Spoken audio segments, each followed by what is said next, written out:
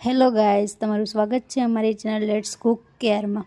આજે આપણે બનાવીશું બીટના લાડુ, જે શિયાળામાં એકવાર તો જરૂર બનાવવા જોઈએ, જેનાથી આપણે હિમોગ્લોબિન પણ વધે છે અને ખાવામાં પણ બહુ સ્વાદિષ્ટ લાગે છે। તો આજે આપણે બનાવીશું બીટના લાડુ।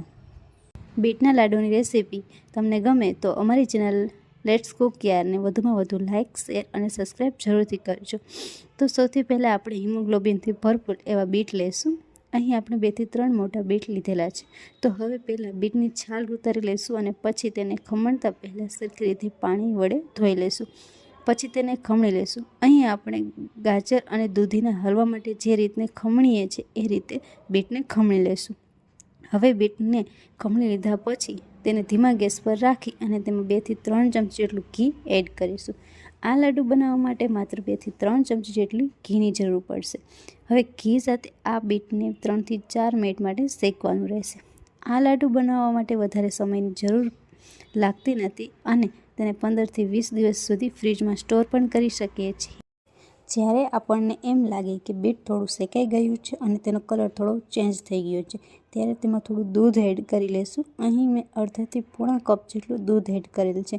હવે બીટ બફાઈને મીણ જેવું સોફ્ટ થાય ત્યાં સુધી કૂક કરવાનું છે અને ગેસની ફ્લેમ મીડિયમ રાખી દેવાની છે અને થોડી વાર માટે તેને ચલાવતા રહેવાનું છે। બીટ આ રીતે સોફ્ટ થતાં 4 થી 5 મિનિટ જેટલો સમય લાગશે। ત્યારબાદ તેમાં 1 કપ જેટલી ખાંડ એડ કરીશું। અહીં તમે ખાંડ તમારા સ્વાદ મુજબ વધારે ઓછી લઈ શકો છો।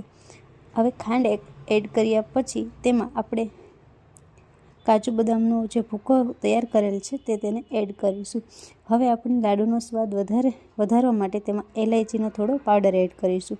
હવે લાડુના મિશ્રણને રેડી થઈ ગયું છે। હવે આ મિશ્રણને 5 થી 10 મિનિટ માટે ઠંડુ થવા દઈશું।